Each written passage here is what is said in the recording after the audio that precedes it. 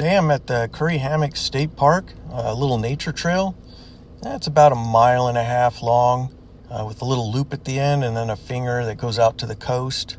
So I'm just going to go ahead and hike the whole thing and see what we find. There should be some cool things. One thing on this board that was interesting was a little history about water levels on the planet.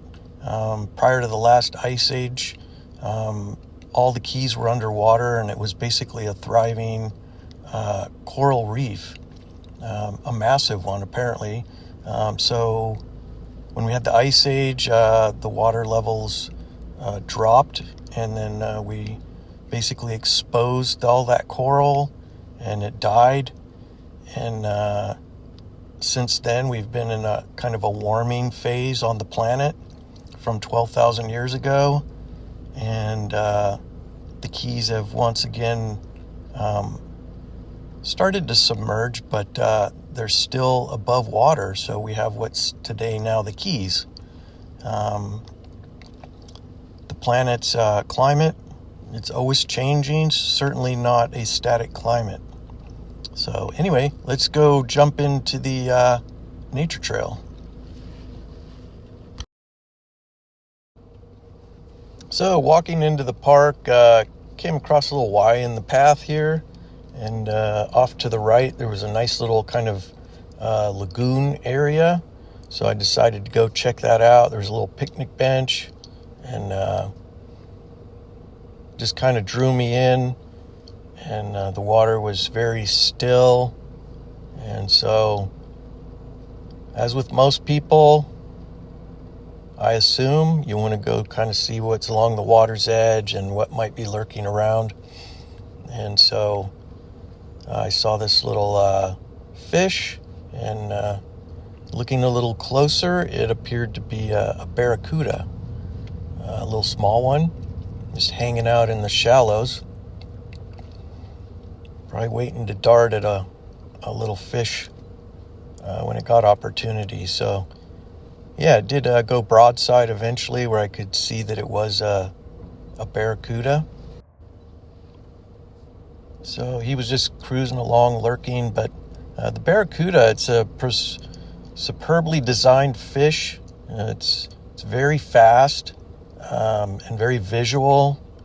It has some good teeth on it, so it can grab its prey at high speed. So it's cool to see that little guy.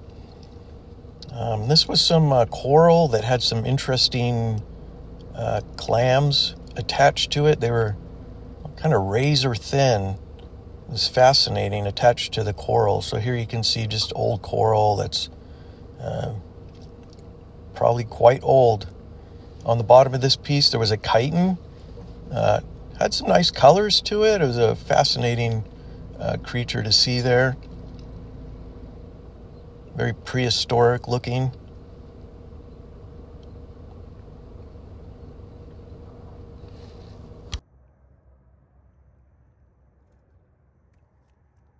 Walking back in the forest, the hammock, you can see the white stone looking material on the path.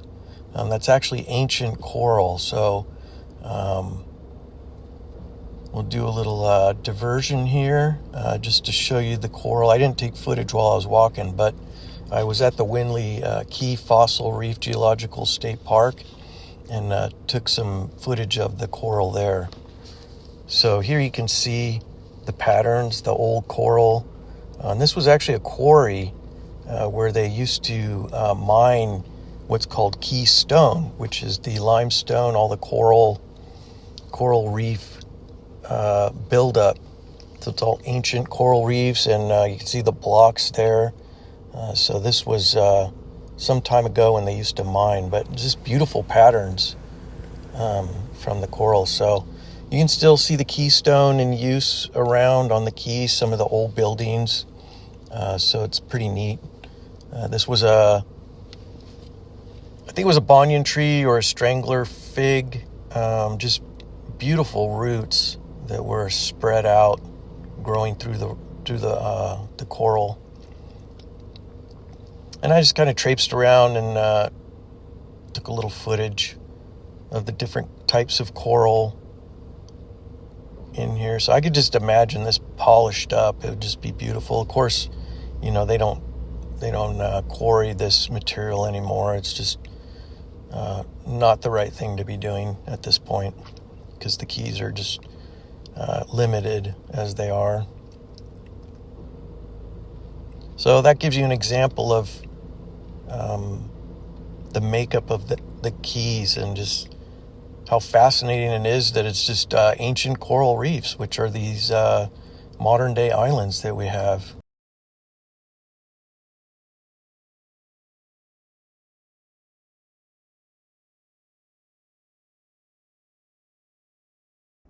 Okay, back in the forest. So one thing you might notice, there are some beautiful palms in here. It's quite lush in this particular hammock. These are thatch palms, and some have these exposed roots. They're very dense. It's a dense bundle of roots, kind of hard. So that was interesting to see. And so they have long, thin trunks, and some of these thatch palms are said to be in excess of 200 years old. So they've survived multiple hurricanes, and so they get blown over, and then they grow upright again, and then they'll create another dog leg, and then they get blown over in another hurricane. So there were a few of those around. So just survivors over hundreds of years. But it was really nice to traipse through this lush environment. Along the trail, as you'll see in a lot of areas around Florida and the parks, are warnings about poisonwood. So they typically have kind of this puzzle piece kind of bark, and then the leaves are kind of somewhat heart-shaped or teardrop-shaped, and they have sometimes typically black dots on them, and then a yellow margin, and they have some of the same toxins as poison oak and poison ivy. So walking along the trail, in the coral, there was kind of an eroded out hole, and I just happened to catch a glimpse of these guys, and I'm glad I did. These are little land hermit crabs. So you do have your aquatic hermit crabs, and then these are your a land species. Kind of an entertaining, fun little crab. Very unique adaptation to find a discarded snail shell and then use that as their home or means of protection. So I filmed these little guys for a while. They were just really kind of cute and fun to watch, so I observed them for a bit.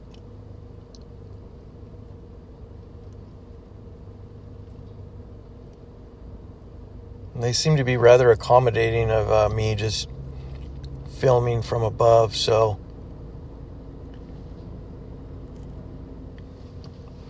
having kept these in my younger days as pets, they probably still do sell them in pet stores, but yeah, I used to keep them. They were pretty fun, and so I couldn't resist the temptation, but I decided to go ahead and pick one up and kind of check them out.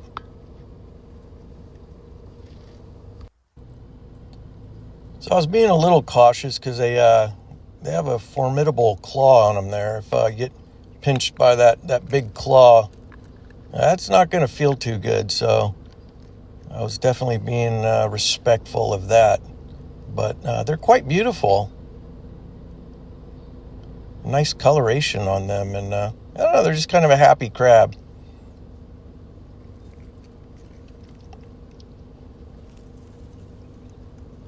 So I probably enjoyed that a little more than he did, but he'll be just fine.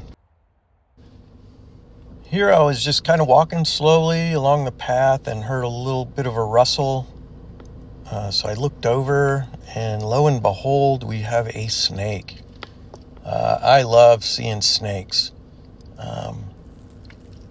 I have quite a bit of background with reptiles and snakes and just herpetology in general, so I always get excited to see different species of snakes. So this is a black racer, and apparently they're quite prevalent on the Keys and in Florida. So he was definitely sniffing around for something and seemed to be pretty comfortable with my presence. So I was able to get a little bit closer here and there. So yeah, let's just see what he does.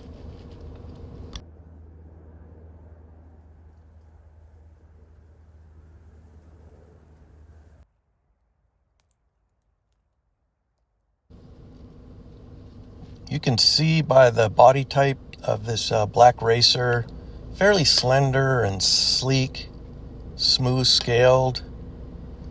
And then I was able to get in a little closer. You can see nice big eyes and a round pupil.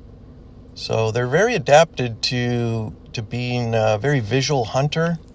They're fast, agile, and so that's kind of how they operate. It was definitely nice to see one of them. This spider web caught my eye. The sun was kind of glistening through the trees, and you can actually see the spider there right on the top in the middle. So I took a bit of time filming this because it was almost like a techno show with the iridescent rainbow colors on this web as it danced around in the sunlight. Just another kind of magical experience in nature, just slowing down to appreciate a beautiful web like this, nicely constructed. Okay, chasing butterflies again. So all this butterfly footage is slow-mo. It was a beautiful like tiger pattern butterfly, but I took so much footage just to get these few little seconds. It was just such a erratic butterfly, but he was a beauty, and I really enjoyed watching him. This next footage is of me chasing down another butterfly in Windley Key Fossil Reef Geological State Park. It was a large butterfly, and so eventually it did land, and I got a glimpse, and it was a giant swallowtail, a beauty. See you next time.